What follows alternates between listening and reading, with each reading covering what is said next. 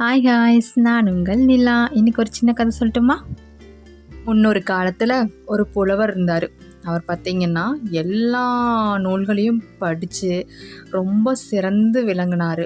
பல நாடுகளுக்கு போவார். அந்த நாட்டில் அரசவையில் அறிஞர்கள்கிட்ட நிறைய தத்துவ கேள்விகள்லாம் கேட்டு அதில் வெற்றியும் பெற்று நிறைய பரிசும் வாங்குவார். ஆனால் ரொம்ப ரொம்ப கர்வம் கொண்டவர்.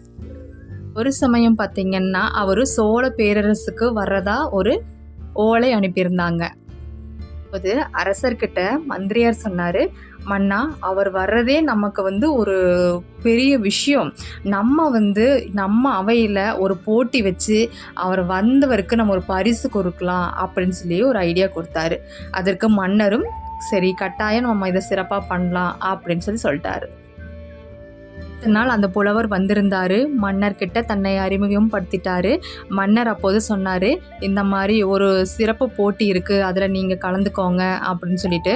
அதற்கு அவர் சொன்னார், கட்டாயம் நான் தான் ஜெயிப்பேன், நீங்கள் பரிசு நீங்கள் இப்போவே ஏற்பாடு பண்ணி வைங்க, கட்டாயம் நான் தான் ஜெயிப்பேன், என்ன வெல்ல இங்கே யார் இருக்கா, எந்த நாட்டிலுமே யாருமே கிடையாதுன்னு சொன்னார். அடுத்த நாள் போட்டி நடைபெற்றது. அந்த போட்டியை பார்க்க எல்லா மக்களும் திரண்டு வந்தாங்க.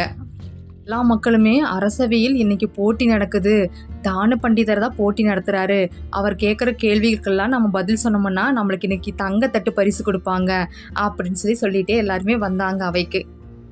பரிசு யாருக்கு கிடைக்குமோன்னு சொல்லிட்டே எல்லாருமே வந்தாங்க அவைக்கு. ஒரு அரசர் சொன்னார், உங்களில் யாராவது இந்த பண்டிதர் கேட்கும் கேள்விகளுக்கு பதில் அளித்தால் தங்கத்தட்டு உங்களுக்கு பரிசாக கிடைக்கும்னு சொன்னாங்க. பார்த்தீங்கன்னா கூட்டத்தில் இருந்த ஒரு குட்டி பையன் எந்திரிச்சு, அரசே, முதலில் நான் கேட்கும் 3 கேள்விகளுக்கு அவர் பதில் கூறட்டும், பிறகு போட்டியை நடத்தலாம் அப்படின்னு சொன்னாரு. கேட்ட அரசரும் மக்களும் சிறுவனை, அந்த குட்டி பையனை பார்த்து ஆச்சரியமா பார்த்தாங்க. பார்த்துட்டு, என்ன நீயா அப்படின்னு சொல்லிட்டு அந்த பண்டிதர் கேட்டாரு. கேளு அப்படின்னு ரொம்ப ஆணவமாக தான் சொன்னாரு அந்த பண்டிதர். சிறுவனின் முதல் கேள்வி, இவ்வுலகில் தண்ணீர் ஓடாத ஆறு ஒன்று இருக்கிறது, அது எது? என்ன உளறுகிறாய் சிறுவனே, தண்ணீர் ஓடினால் மட்டுமே அது ஆறாக முடியும்.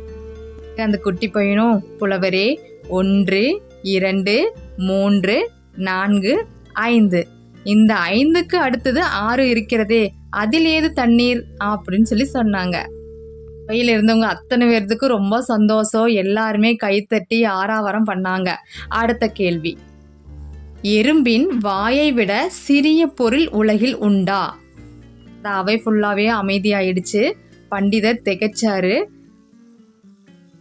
பண்டிதர் தன்னை சுதாரிச்சுட்டு உடனே இல்லைன்னு பதில் சொன்னாரு.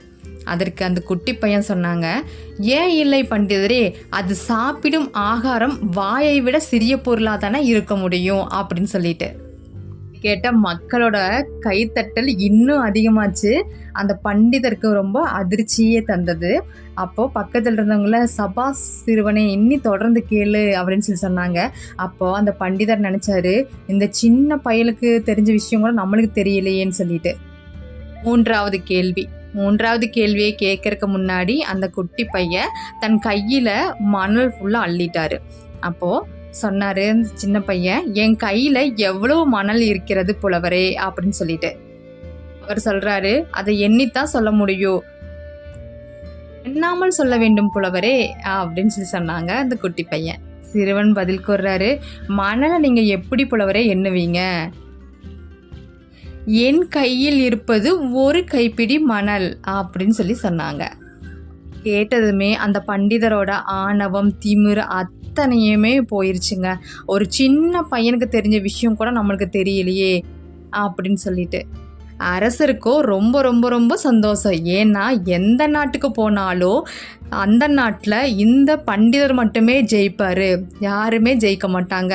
நம்ம நாட்டில் இப்போ ஜெயிச்சிருக்காங்க இந்த சின்ன பையன் அப்படின்னு சொல்லிட்டு அந்த குட்டி பையனை கூப்பிட்டு, சிறுவனே, சோழ நாட்டோட பெருமையை நீ நிலைநிறுத்திருக்கிற, ரொம்ப நன்றிப்பான்னு சொல்லிட்டு அந்த தங்கத்தட்டை பரிசாக கொடுத்தாரு. இப்போ புலவர் நினச்சாராம், கற்றது கையளவு, கல்லாதது உலகளவுன்னு சொல்லிட்டு. அந்த அரசர் சொன்னாரா, ஆணவத்தை அழிக்க நம்ம வாழ்க்கையில் எதுவுமே நிரந்தரமில்லை என்பதை உணர்ந்தால் மட்டுமே அந்த ஆணவம் அழியும்னு சொல்லி சொன்னாராம். ஓகே ஹாய்ஸ், இதுலேருந்து நம்ம ஒரு விஷயத்தை கற்றுக்கலாம். என்ன தெரியுங்களா? உயரத்தில் இருக்கிறான்னு சொல்லிட்டு ரொம்ப ஆட்டம் போடக்கூடாதுங்க. தவறி விழ நேர்ந்தால் தரையில் இருப்பனை விட உனக்கு தான் பாதிப்பு ஜாஸ்தி.